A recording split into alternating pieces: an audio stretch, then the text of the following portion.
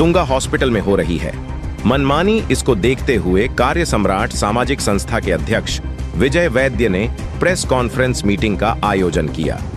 दिनांक 27 जून 2024 रोजी कार्य सम्राट सामाजिक संस्था अध्यक्ष श्री विजय वैद्य की तरफ से सर्वसामान्य लोगों के हक का TMRCT हॉस्पिटल तुंगा के कब्जे से निकालकर फिर से सामान्य जनता के लिए उपलब्ध हो, इसलिए पत्रकार परिषद की कॉन्फ्रेंस मीटिंग बुलाकर कार्य सम्राट सामाजिक संस्था की अध्यक्ष श्री विजय वैद्य अपने सभी पत्रकारों को बताया कि आप लोग गरीबों का हक दिलाने में हमारी मदद करें। महाराष्ट्र तक टीवी न्यूज से तेजेंद्र सिंह की रिपोर्ट। मूळ कोण आहे? मूळ सरकारी अधिकारी। मी तुम्हाला तक्रार दिली, साहेब तुंगा अनधिकृत आहे, तुम्ही जर दुसऱ्या दिवशी कारवाई केली, भ्रष्टाचार सेटलमेंट पैसे घेण्याचा विषय येतोच पुढे, तुम्ही याला वाचा फोडता, ते तुम्ही त्याला मॅनेज करा, मी बघतो काय करायचं ते। तुम्ही तुमचं काम नाही करत म्हणून भ्रष्टाचार आणि खंडणी हे ते तुम्ही बोलायचे तुमचे। आता बोलणार तो तुमची तेवढी क्षमताच नाही बाकी तुम्ही कोणाला बोलतील, कारवाई करा तुम्ही।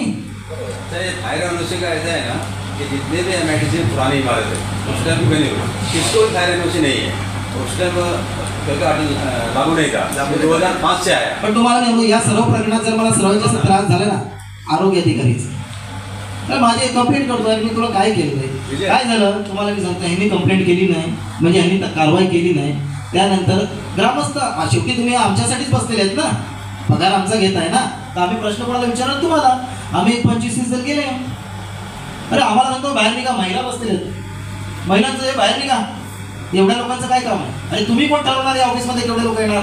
तुम्ही मालक आहेत इकडचे, मालक आले तुम्हाला प्रश्न विचारला उत्तर द्या। हा आम्ही तुमच्याशी बेशिस्तपणाने वागतो तेव्हा तुम्ही कारवाई करू शकता की तुम्ही तुमची मर्यादा सोडली, आम्ही बसत नाही तेवढ्या त्या माणूस फायर झाला, बोलतो की हे पोलीस बोला यांना बाहेर काढा महिलांना। कधी मला वाटतं आम्ही दिल्या SP ना कंप्लेंट दिलेली आहे, हे बरोबर नाही, हे बरोबर नाही ना। आज तुम्ही अधिकारी झालेले, तुमचा मुलगा अधिकारी होणार नाही ना, तो पण आमच्यासारखा कदाचित सामान्य होऊ शकतो। जर तुम्ही अशी यंत्रणा चालवतील भविष्यात तुमच्या मुलांसमोर पण हीच यंत्रणा येणार आहे। जे लोक आज आपल्याशी वागतात अधिकारी झाले म्हणून त्यांची येणारी पिढी अधिकारी होणारच आहे का? त्यांचे मुलं सर्व शिकणारच आहेत का? एखाद मागे पुढे राहू शकतो, मग त्यांना पण तुम्ही अशीच यंत्रणा देणार का? अशीच वागणूक देणार का? अरे सरळ विषय आहे की सामान्य माणसाला लुटलं जात आहे। तुंगाची आम्ही अजूनही सांगतो आम्हाला हॉस्पिटल बंद करण्यात काहीच इंटरेस्ट नाही, कारण तिथे काही लोक काम करत आहेत, ते स्थानिक लोक आहेत, त्यांचा रोजगार आहे। फक्त ती कमिटी बाजूला करा आणि चॅरिटीची कमिटी बसवा, आणि टाटा स्टीलकडे जर प्रामाणिक आता स्टाफ राहिलेला नाही मिळत आम्ही देतो। अजून कोणाचा अधिकाऱ्यांचा आहे ना की जास्तीत जास्त हॉस्पिटल या योजनेअंतर्गत यायला पाहिजे, पण नाही मिळत। आम्ही शोधतो फक्त नाझरीचं ते एक अधिकारी हॉस्पिटल दिसतं। आज एवढा लाखोची वस्ती असलेलं शहर बोईसर, इथे मला वाटतं 100-1 हॉस्पिटल असतील का? एवढे हॉस्पिटल असताना योजना तिकडे लागू होते। काय आता कोणाला बोलायचं आणि कोणाकडे मागायचं हेच कळत नाही आम्हाला। केंद्र सरकारने जर ही योजना चांगली चालू केली असेल ना, आम्ही वापीला गेलेलो, आता भविष्यामध्ये त्याचं हॉस्पिटल केस घेऊन गेलेलो, घेतला नाही त्याला, ते म्हणत की केंद्र सरकारने दिलं आम्हाला, पत्र दिलं, आमचं केलं, कोटी रुपये एक हॉस्पिटलचे कोटी रुपये फ्री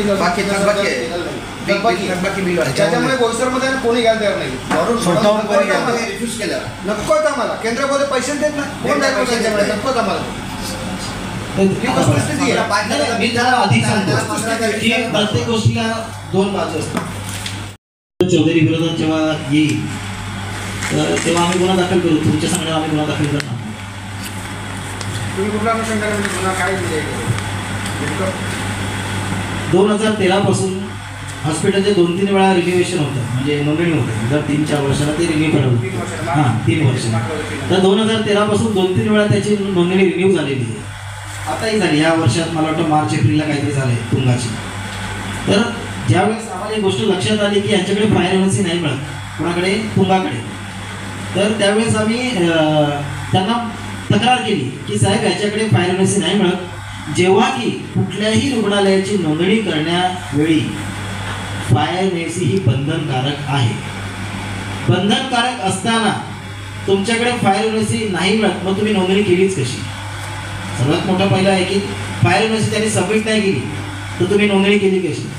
मी तक्रार केल्यानंतर ते त्याला पत्र लिहितात तुंगावाल्यांना की तुम्ही फायर युनिव्हर्सिटी जमा करा. अरे काय म्हणजे 11 वर्ष चाललं ते चालू दिलं नाटक, ते गेलं पाण्यात वाहून टाकलं. आता तुम्ही फायर कुठून करणार तो माणूस फायर युनिव्हर्सिटी जमा? त्याला फायर युनिव्हर्सिटी देऊ शकत नाही. मग त्यानंतर ठीक आहे तुम्ही तेही केलं, कुठलं आहे ना सतीश शेट्टी हे डॉक्टर आहेत, एकच डॉक्टर आहेत तिघांपैकी, आणि यांच्या नावावर ते रजिस्ट्रेशन झालेलं आहे.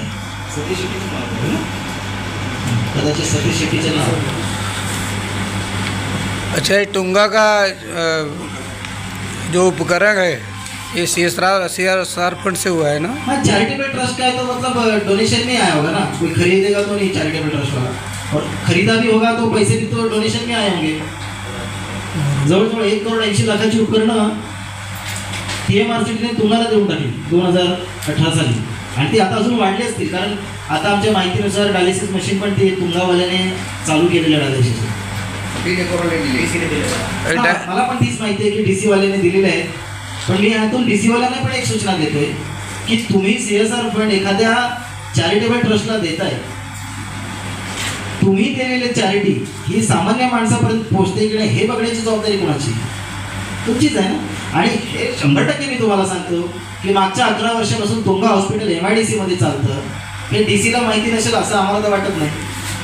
म्हणजे ह्यात पण काहीतरी गोंधळ आहे.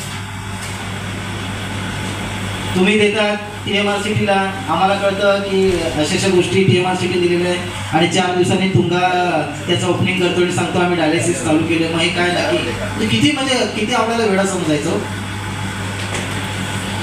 म्हणजे त्यांना संशय आहे की आपण जिवंत आहे की नाही हे त्यांना कळत नाही.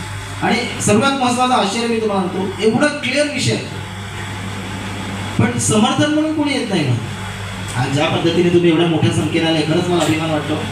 पण एवढे पुढारी आहेत, मला कोणीच असं नाही बोललं की विजय तू चांगलं काम करतो आम्ही येतो. ठीक आहे.